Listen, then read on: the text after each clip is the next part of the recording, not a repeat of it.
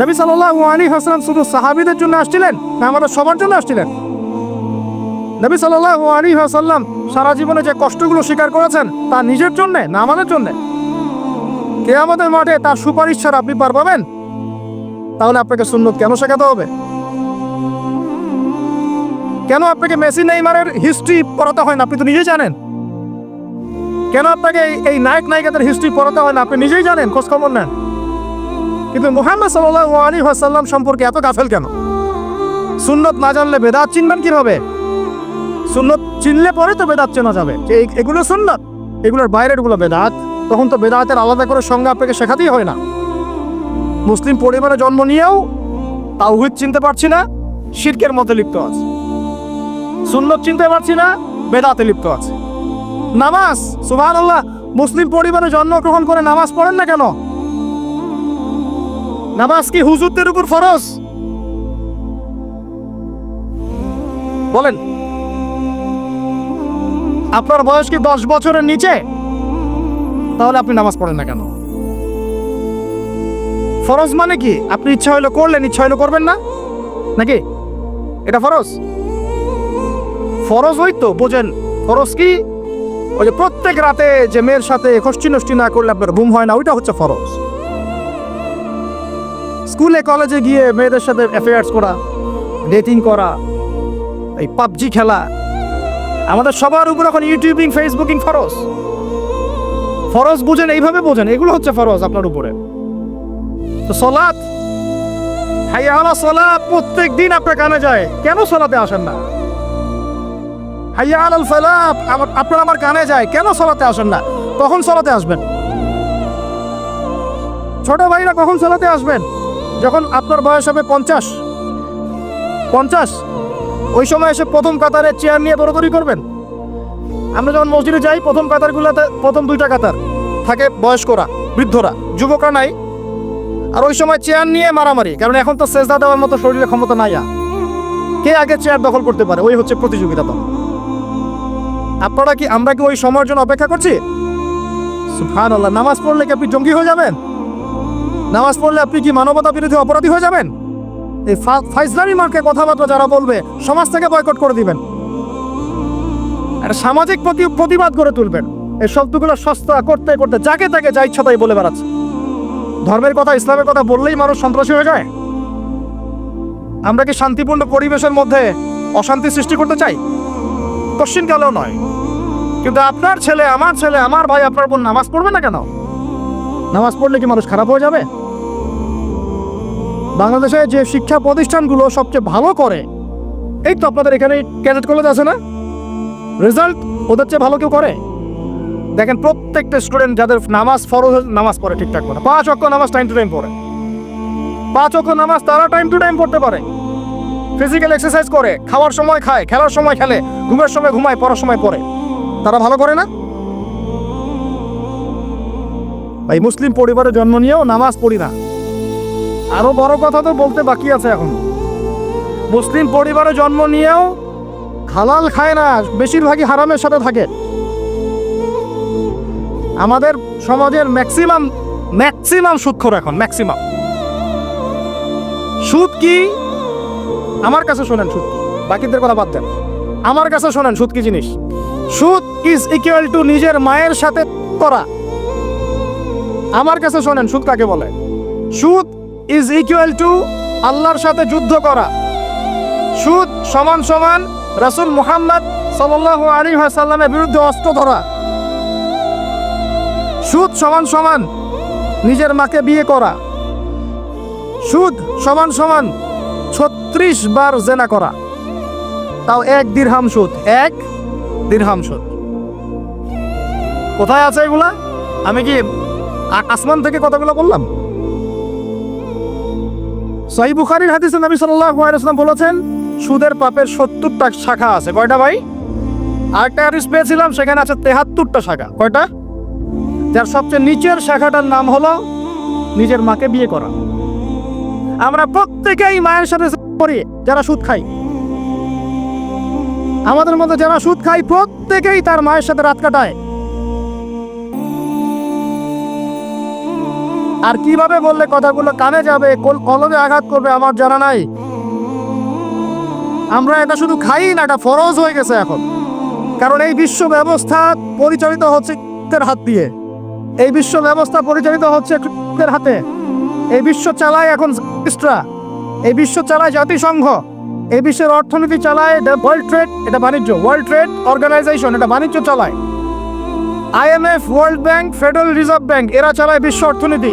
এরা প্রত্যেকেই সারা বিশ্বের প্রত্যেকটা দেশের সেন্ট্রাল ব্যাংকে সুদ খাওয়ায়, এবং সেন্ট্রাল ব্যাংকের আন্ডারে যত ব্যাংকিং সিস্টেম আছে সবগুলো সুদ ভিত্তিক। সব ব্যাংকিং সিস্টেম, সব NGO, সব সমিতি কোনো না কোনো ভাবে সুদের সাথে সম্পৃক্ত আছেই আছে। ওইখানে নাম লিখানোর জন্য, ওই টাকা দেওয়ার জন্য মাথার ঘাম পায়ে ফেলে আপনি পরিশ্রম করেন। আমরা প্রত্যেকেই মায়ের সাথে করি, নাউজুবিল্লাহ। আমরা প্রত্যেকে আল্লাহর সাথে যুদ্ধ করি, আমরা প্রত্যেকে রাসূলের বিরুদ্ধে যুদ্ধ করি। এরপরেও আমরা মুসলমান দাবি করি, জান্নাত পেতে চাই। আর কিভাবে বললে কথাগুলো বুঝবেন আমি জানি না। সূরা বাকারার 279 থেকে আয়াতগুলো পড়তে থাকেন। ইয়া আইয়ুহাল্লাযীনা আমানু, হে মুমিনগণ, ইত্তাকুল্লাহ, আল্লাহকে ভয় করো। ওয়া যারু মা বাকিয়া মিনার রিবা, সুদ ছেড়ে দাও। ইন কুনতুম মুমিনিন, যদি মুমিন হয়ে থাকো সুদ ছেড়ে দাও। ফাইল লাম তাফআলু, যদি সুদ না ছাড়োস, কথাটা এরকম লাগাইয়া বসা, যদি সুদ না ছাড়োস, ফাযানু বিহারবিন মিনাল্লাহি ওয়া রাসূলিহি, তাহলে আল্লাহ এবং তার রাসূলের সাথে যুদ্ধের ঘোষণা শুনে রাখ। আল্লাহ এবং তার রাসূলের সাথে যুদ্ধ করে কেউ সফল হবে? কি হবে আমি বলে দেই সামনে। ইয়ামহাকুল্লাহু রিবা ওয়া ইউরবিস সাদাকাত, আল্লাহ পাক সব সুদগুলোকে একেবারে সমূলে ধ্বংস করবেন, দেখে নিয়েন। পুরো বিশ্বের অর্থ ব্যবস্থা পড়ে যাবে। এই ওয়ার্ল্ড ব্যাংক যা দেখছেন, world bank, federal reserve, dollar, এগুলো সব পড়ে যাবে, একেবারে ধসে যাবে দেখবেন। আর অর্থ ব্যবস্থার উপর একচ্ছত্র অধিকার নিয়ে নিবি ওই যে যারা দখল করতেছে, ওরা আস্তে আস্তে সোনা রিজার্ভ করতেছে, সোনা। আমরা তো, আমাদেরকে তো বুঝাইতে হয় যে গোল্ড কয়েন, দিনার, দিরহাম ইসলামিক কারেন্সি। আর কিছু মাথা মোটার মাথায় ওগুলা ঢোকে না, ওরা বলে নতুন কি এগুলা নিয়ে আসলো। এগুলো ইসলামিক কারেন্সির কথা কোরআনেই আছে। ওরা এগুলো করতেছে আর আমরা বসে বসে সুদ খাই। একটা কাগজের টাকা যার মান তার ভিতরে থাকে না, অন্য কোথাও থেকে নিয়ন্ত্রিত হয়, এগুলো বুঝাতে হয়। সুবহানাল্লাহ, মানুষ নামাজের পরে মোনাজাত করতে হবে না হবে না এই বেদাত খুব ভালো বুঝে, মিলাদের বেদাত খুব ভালো বুঝে। আর এগুলো নিয়ে তুল কালাম করে রেখে দেয় একদম সমাজ। মসজিদ ভাগ হয়ে যায়, মারামারি, কাটাকাটি, কেউ কেউ আবার শহীদও হয়, ঠিক আছে। কিন্তু অর্থনীতির বেদাত বোঝে না, রাজনীতির বেদাত বোঝে না, সংস্কৃতির বেদাত বোঝে না, শিক্ষার বেদাত বোঝে না। কত বড় মাথা মোটা মানুষ। আপনি 1 লক্ষ টাকা আর্ন করেছেন, রেখে দেন আপনার স্ত্রীর কাছে। 1 লক্ষ টাকা আর্ন করতে আপনার সময় লাগছে 12 মাস। প্রতিদিন শ্রম দিয়েছেন 10 ঘন্টা করে।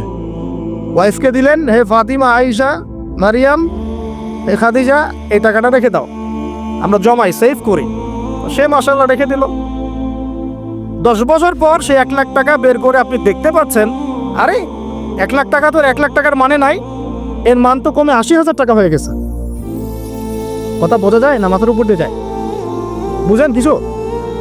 ওই যে 20,000 টাকা আপনি হারালেন, ওই 20,000 টাকা আর্ন করতে আপনার সময় দেওয়া লাগে নাই, শ্রম দেওয়া লাগে নাই। তারপরে শ্রম আর সময় গেল কোথায়? আমি যদি আপনাকে বলি, ভাই আপনাকে আমি 1 মাস চাকরি দিলাম, আমার ফার্মে কাজ করেন, 1 মাস কাজ করে আপনার স্যালারি হতো 20,000 টাকা, তা আমি সেটা যদি না দেই, আমি কি জালেম না?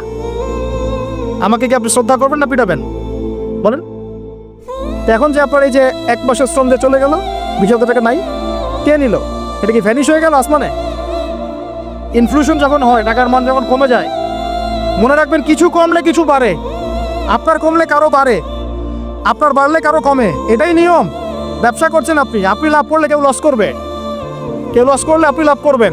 টাকা ঘুরতে থাকবে মার্কেটের মধ্যে। এগুলো বোঝাবে কি? আসলে আমি তো এখানে এগুলো কথা ডিটেলস বলতে পারবো না, আমার আলোচনার টপিক একটা আছে, ওদিকে যেতে হবে। অর্থনীতি নিয়ে আমাদের এত জ্ঞানের স্বল্পতা, এত জ্ঞানের স্বল্পতা। আর আমরা বিগত 20-30 বছর থেকে এমন এমন বিষয় নিয়ে একে অপরের সাথে লড়াই করতেছি, মূল বিষয় বাদ দিয়ে। আস্তে আস্তে আস্তে আস্তে সুদের জালে আমরা একদম সবাই অক্টোপাসের মতো পেঁচিয়ে গেলাম। আল্লাহর কসম করে বলতেছি, আমি আপনাদের কাছে বাহবা পাওয়ার আশা একটা কথা বলতেছি না। আল্লাহর কসম করে বলতেছি, আমি আমার উপরে কোনো বিপদ আসার ভয়েও চুপ থাকতেছি না। আমি আল্লাহর কসম করে বলতেছি যে আমি আপনাদের কাছে দুনিয়াবি স্বার্থে কথাগুলো বলতেছি না। ওয়াল্লাহি আল্লাহর সন্তুষ্টি ছাড়া আমার এই কথাগুলো বলার পিছনে কোনো স্বার্থ নাই। আল্লাহর কসম করে বলতেছি যে ওখানে যারা লড়াই করতেছে এরা সত্যিকারের মুজাহিদ। এদের মতো ভালো মানুষ, সৎ মানুষ এবং সাহসী মানুষ আল্লাহর জমিনে এখন আর কেউ বেঁচে নাই। এবং ওদের উপরে যা জুলুম হয়েছে বিগত 100 বছর থেকে, এরকম জুলুম পৃথিবীর ইতিহাসে কারো উপরে কখনো হয় নাই। এরাই বিশ্বের নতুন ফেরাউন, এরাই বিশ্বের নতুন নমরুদ। আল্লাহ রাব্বুল আলামিন এইকে যেন ধ্বংস করেন। আল্লাহ পাক মাজলুমদের উপর নুসরা নাজিল করেন। আল্লাহুম্মা। বিষয়টা হচ্ছে এই, আমরা মুসলিম পরিবারে জন্ম নিয়েছি বাট এগুলো বুঝি না, অর্থনীতি হালাল হারাম বুঝি না। আল্লাহ বলছেন সুদ খায়ও না, এটা মায়ের সাথে জেনা করা, আল্লাহর সাথে যুদ্ধ করা, রাসূলের সাথে যুদ্ধ করা, তাও খাচ্ছি দিব্যি। আমাকে বলেন, মনে করেন এখানে একটা বিল্ডিং আছে, এটা একটা পতিতালয়, নাউজুবিল্লাহ। এটা বুঝি কি পতিতালয় কি জিনিস? বুঝেন তো? এখন তো সুবহানাল্লাহ এমন যুগ, একসময় ছেলেরা মেয়েদেরকে হায়ার করে নিয়ে যাইতো রাত কাটানোর জন্য। এই 10-15 বছর আগের কথা বলছি। ছেলেরা মেয়েদেরকে এক রাতের জন্য হায়ার করত। এটা জানেন না আপনারা? এখন কোন যুগ জানেন? আমরা ঢাকা শহরেও থাকি। এখন এমন যুগ চলতেছে, একটা ছেলে রাত কাটার জন্য আরেকটা ছেলেকে হায়ার করে। আমি বলেছি না শুরুতে, আল্লাহর গজব জোর করে টেনে নিয়ে আসতেছে। মাঝে মাঝে একটু নড়তেছে না ভূমিকম্প, এগুলো কিচ্ছু না, একটা বড় কিছু হবে। আল্লাহ মাফ করুক আমাদেরকে। আমার মন বলে একটা বড় কিছু হবে।